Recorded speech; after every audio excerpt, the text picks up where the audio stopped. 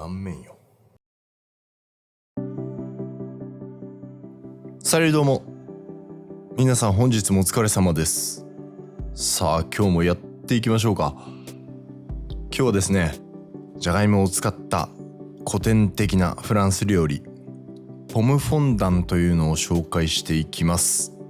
当然料理名これフランス語なんですけど、ポムっていうのは芋で、フォンダンっていうのはとろけるという意味があります。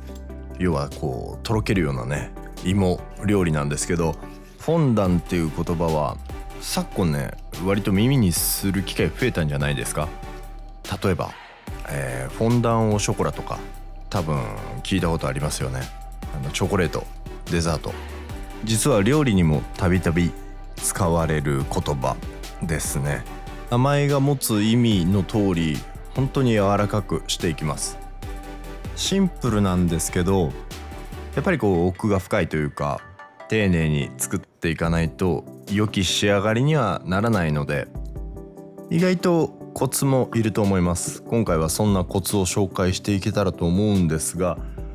まず使っていく芋は極力煮崩れにくいもの、メークインとか、あと日本で手に入るものだとインカの目覚めとかですかね。男爵芋が好きな方いると思うんですけど、男爵だとやっぱどうしてもこう煮崩れやすいので、今回みたいな料理には向かないかなって個人的には思ったりしてます。でポムフォンダンの特徴なんですけど、こういった、筒にくり抜いたりすることが結構一般的だとは思います。このね端材になってしまう部分は、ピューレにしたりとか、冷凍して取っておくっていうことが多いですね。で何ももちろんこの筒でくり抜かないとできないわけではなく、じゃがいもの天地を落として、フラットな状態を作れば、わざわざねこういった型用意しなくてもじゃがいもの形に沿って火を入れることは可能です。とはいえね、やっぱりこの高さ4センチから6センチくらいの円柱が一般的ではあります。理由があって、均一に火が入ること。包丁で整えるとどうしても差が出てしまったり、じゃがいも本来の形に沿って火を入れると個体差出てきてしまうので、それを防ぐことができますね。あとは、これ料理自体がもう19世紀後半ぐらいには確かあって、でその頃のフランス料理って左右対称っていうのがすごく好まれてたんですよ。ベルサイユの庭とかね見てみると分かるように、やっぱフランスの DNA っていうのはやっぱこういうね整った状態、丸とかがすごくこう好まれると思います。であと平らな面がこんだけしっかりあるので、バターだったり、これから作っていくんですけど、ソースっていうのがね絡みやすいんですよね。基本的にこの後こう火を入れていくんですけど、フライパン用意して、でまずは表面軽く焼き色をつけていきます。最初からバターでね火を入れるっていうやり方もあるとは思うんですけど、個人的にはやっぱりこのオリーブオイルで一旦焼き色つける方がいいかなって感じです。でステンレスのフライパンの方が焼き色つきやすいかなと思って今回はステンレスチョイスしてるんですけど、フッ素加工とかでも全然いいです。で断面に塩しましょうか。で焼き色がつききる前に一旦全部ひっくり返して、まず塩した面をね焼き付けたいっていう目的があります。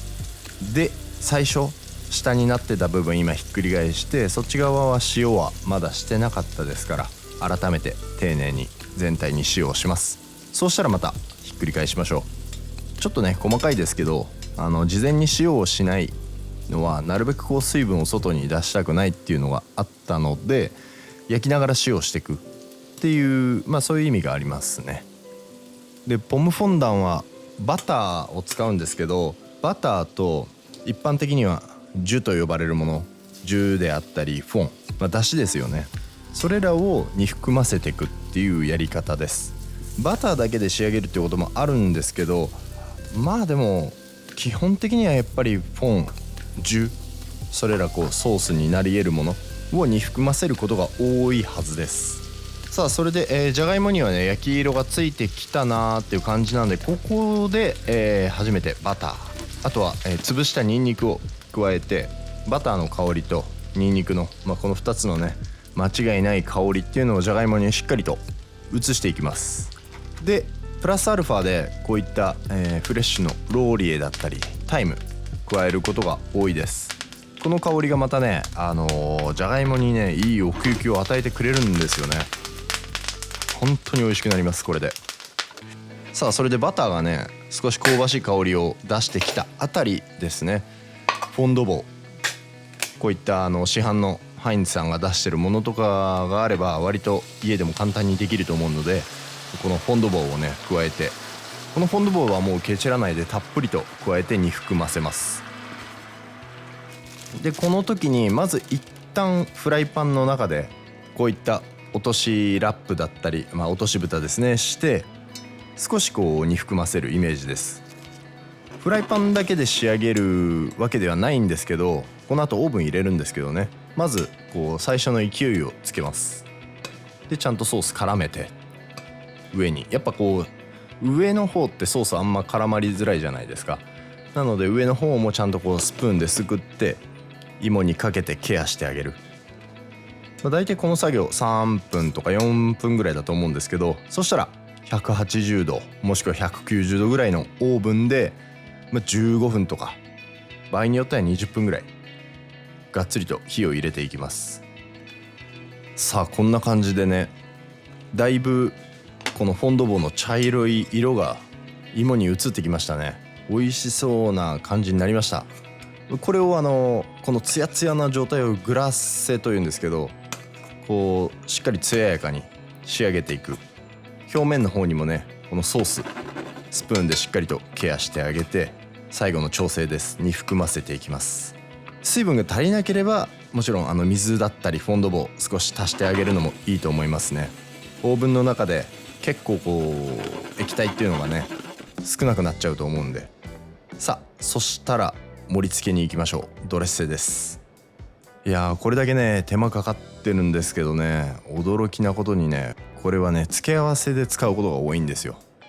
付け合わせ一つでもねこんな感じでゆっくりと時間をかけます。この色がねいいですよね。もうプリンみたい、まるで。ちなみにフライパンで仕上げることもできなくはないんですけど、オーブンの方がねやっぱりこう均一に火が入ると思うんでオーブンでやることを勧めます。いい表情してますね芋たちが。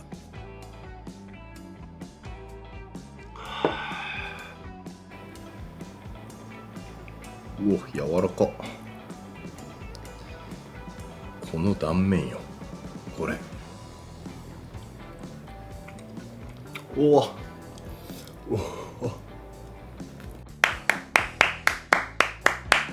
素晴らしい、最高。何が最高かってね、この芋の香ばしさ、あとハーブ、ニンニク、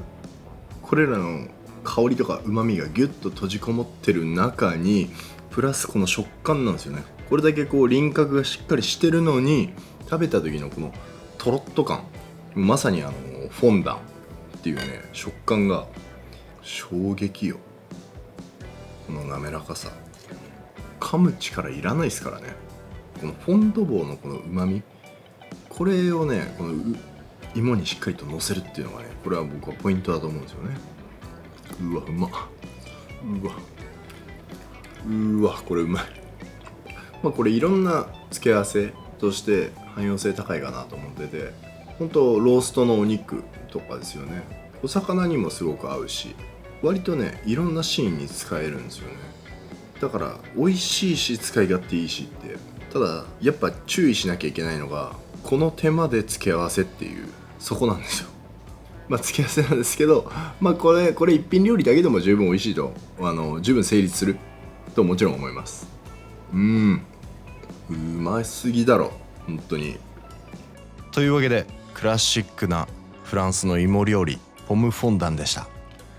オーブン使ったりフォンドボーを使ったりと少し手間はかかりますが、よかったらぜひ参考にしてみてください。それじゃまた次回の動画でお会いしましょう。アビアント。